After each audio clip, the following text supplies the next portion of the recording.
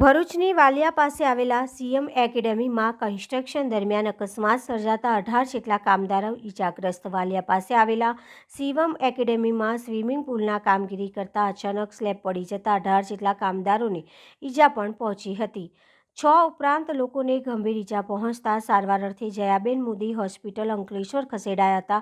ઘટનાની જાણ થતાં જિલ્લા કલેક્ટર શ્રી તુષાર સુમેરા ઘટના સ્થળે દોડી આવ્યા હતા અને ઘટનાની તાગ મેળવ્યો હતો। જિલ્લા કલેક્ટર સહિત fire and safety officer Shri Ajaysinh Gadhvi તથા તેમની ટીમ અને પોલીસ તથા અન્ય વહીવટી ટીમ ઘટના સ્થળે પહોંચી હતી।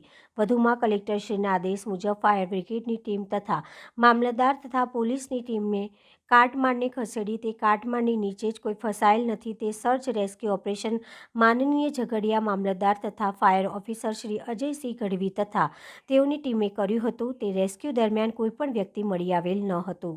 હાલ અહીંયા કોંડ ખાતેની એક સીએમ એકેડેમીમાં સ્વિમિંગ પુલનું બાંધકામ ચાલતું હતું ને એનું સ્ટ્રક્ચર પડેલું છે।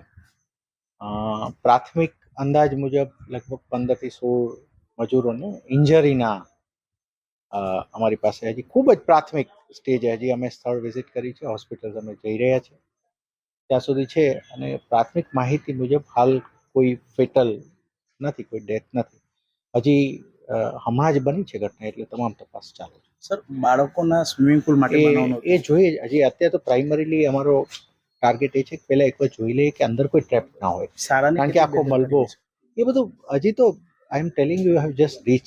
અમારી પહેલી પ્રાયોરિટી એ છે કે અંદર કોઈ માણસ ના બચ્યા હોય, કારણ કે આખું સ્ટ્રક્ચર આમ આવ્યું છે એટલે કોઈ અંદર ના હોવું જોઈએ।